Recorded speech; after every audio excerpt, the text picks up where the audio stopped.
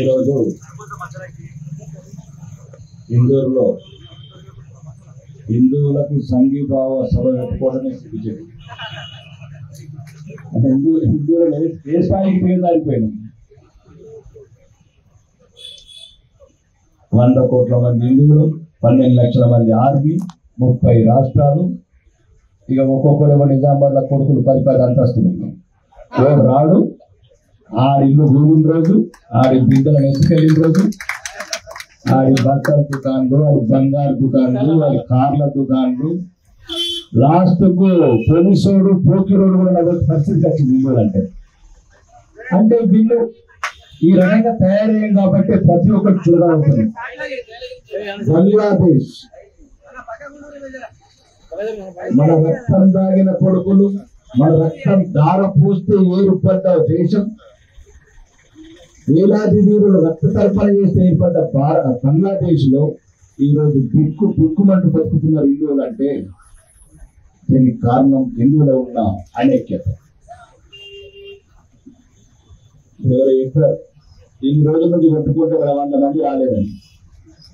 ఆ ఇల్లు తగలబడ్డప్పుడు మనం ఆర్పకపోతే మన ఇల్లు తగలబడ్డ చూడొస్తారా?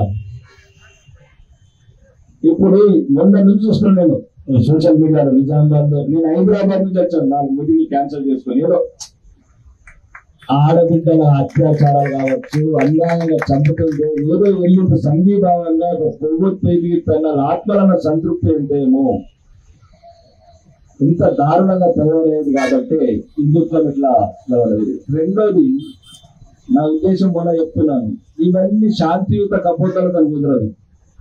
ఎట్లయితే ఇజ్రాయిల్ एक का जवाब 1 लाख से ले रहे, एक का जवाब 1 लाख का लाशों से ले रहे. కొడుకుల్లారా గంట సేపు రాలరా మీ బంగ్లాదేశ్ కబ్జా చేస్తాను. గంట 3 రాష్ట్రాలు బంగ్లాదేశ్ తర్వాత ఎప్పుడేం చేయాలి? ప్రపంచంలో ఏం చేస్తున్నారు? ఇజ్రాయిల్లో చేసిందా? తన మనుషులను చంపితే, తన మనుషులను చెరబడితే సుక్కలు చూపిస్తున్నారు ప్రపంచానికి. ఇంత దేశం మరింత మరింత మరింత ఎక్కడో పిల్లిలోకి నొక్కచ్చు బంగ్లాదేశ్. ఏ గారు యూనస్ గారు కావచ్చు, బోనస్ గారు కావచ్చు, లాంఛనం కంటే సరుకు చప్పట్ల హిందువుల వైపు చూడాలంటే కొడుకులకు మళ్ళా చేస్తారు. ఇవన్నీ ఒక రకంగా ఏంటంటే మనం కూడా అట్లాంటి చర్య తీసుకుంటుంది. కానీ హిందూ దేశంలో ఈ సన్యాసులు మనకే ఓట్లు వేయకపోయాయి. ప్రధానమంత్రి నరేంద్ర మోడీ గారికి కూడా ఎక్కువ సత్తా రావాలా? ఈరోజు అడుగడుగున రావణులు రాక్షసులు అడ్డుపడుతుండే. ఇవి కొన్ని చర్యలు తీసుకోవాలి ప్రతిసారి భారత ప్రభుత్వానికి కూడా. భారత ప్రభుత్వమే కాదు, భారత ప్రభుత్వం సరైన సమర్థన ఇవ్వాలి హిందువులు. ఈరోజు నరేంద్ర మోడీ గారిని మనం వెక్కిరించినాం. ఏం చేశాడని దేశాన్ని ముందుకు తీసుకెళ్లాడు, హిందువులను గౌరవంగా బతికాడు. 500 సంవత్సరాల రామ జన్మభూమిని ఈరోజు రామ మందిరం నిర్మించాడు. ఇవన్నీ హిందువుల గురించి ఇన్ని చేస్తే కూడా హిందూ సమాజమే సహకరిస్తలేదు. ఇక పక్క దేశం గురించి మాట్లాడుతున్నాం. ఇక మన గురించి ఎవరు పట్టించుకున్నాడు, వాళ్ళ గురించి ఎవరు పట్టించుకోవడం ఏర్పడుతుంది. ఒక బాధ నీకు చెప్పలేనంతా, ఎందుకంటే సమయం కూడా ఎక్కువ లేదు కాబట్టి. 20 ఏళ్ళ కూతుర్ని కళ్ళ ముందు 20 మంది ఎత్తుకపోతుంటే కన్న తల్లి ఏడ్చే ఏడుపు. ఒక్కొక్కడు పడుకొని రా, అందరూ ఒకటేసారి పడుకోకుండా నా బిడ్డ దగ్గర. ఈ నా కొడుకులకు ఎప్పుడు వస్తుంది ఈ బాధ? ఎప్పుడు అనుభవిస్తారు ఈ బాధ హిందువులు? చివరికి నిస్పృహ, ఏం చెయ్యలేక తల్లిదండ్రులు బతిలాడుతున్నారు.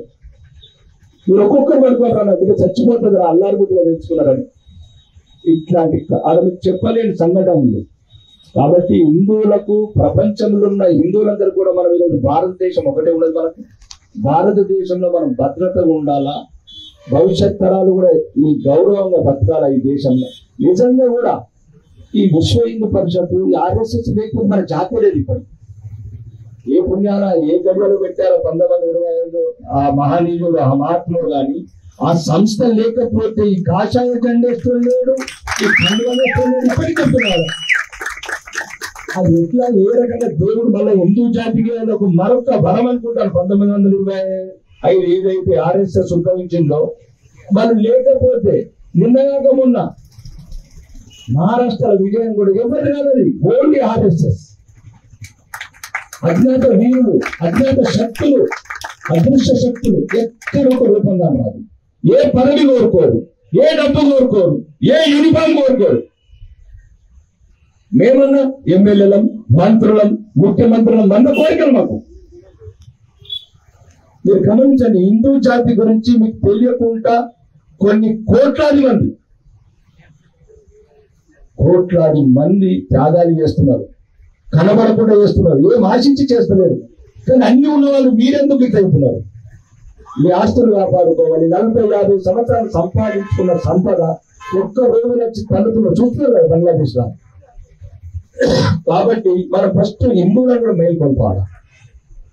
ఇక రెండో రోజులు అందరూ అంటున్నారు, దాన్ని దయచేసి సార్ మీరు ఏమనుకోవద్దు. ఒకటి, పూలు కొనద్దంటే పూలు అమ్మేటో ఉండదు మన దగ్గర, పండ్లు కొనద్దు, పండ్లు అమ్మేటో ఉండదు మన దగ్గర. ఇది ఫస్ట్ పండ్లు అమ్మేటం తయారు చేయాలా, పూలు అమ్మేటం తయారు చేయాలా.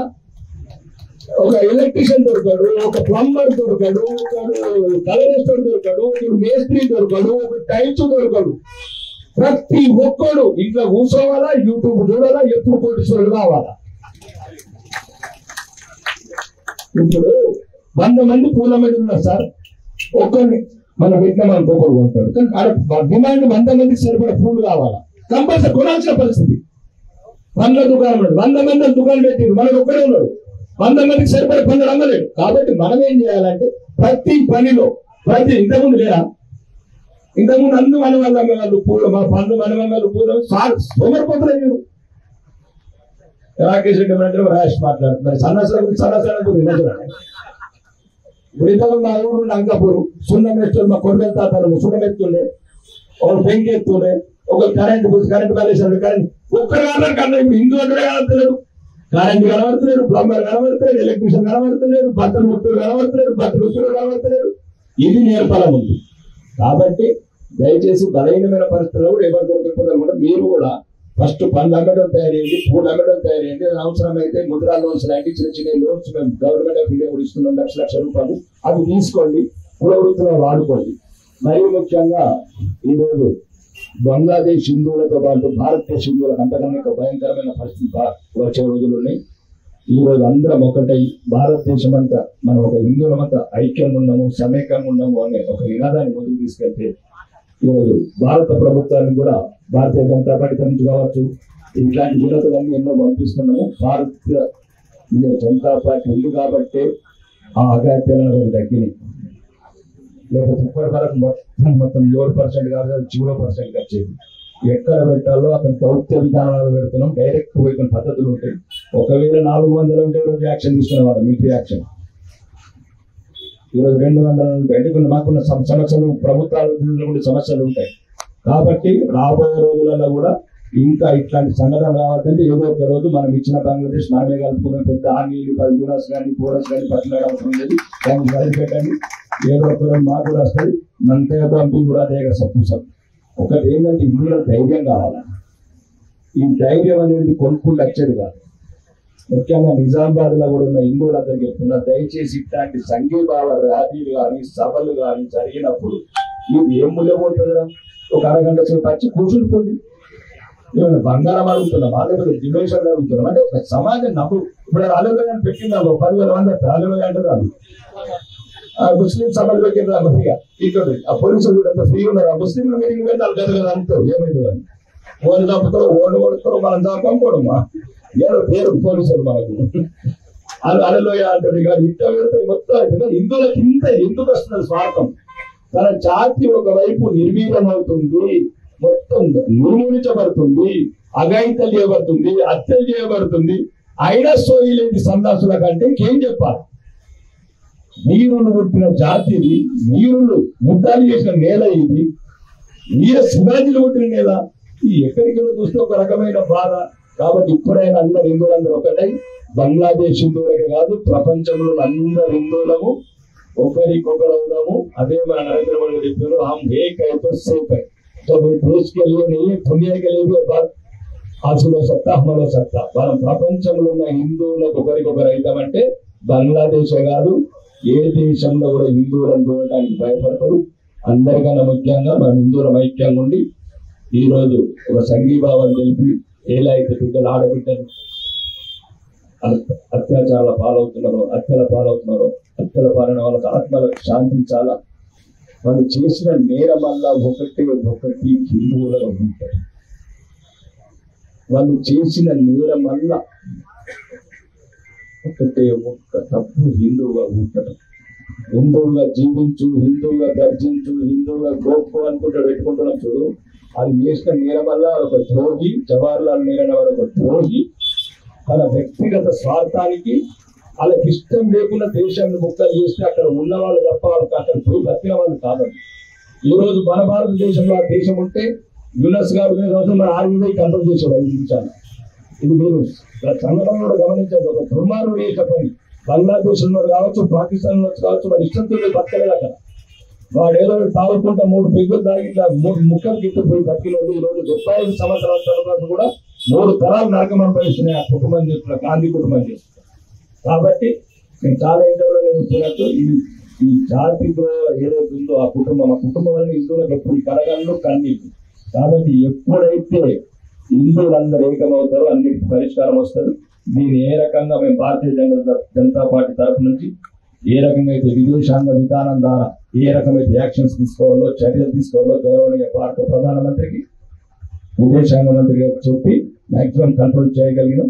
ఇంకా రానున్న రోజుల్లో ఇంటర్నేషనల్ న్యాయస్థానాలు కావచ్చు, వాళ్ళన్నట్టు ఐక్యరాజ్య సమితి తీసుకెళ్ళి కూడా అక్కడ హిందువులకు సరైన గౌరవం, భద్రత కలిగించినట్టు ప్రయత్నం చేస్తానని చెప్తూ ఈ అవకాశం ఇచ్చిన ధన్యవాదాలు.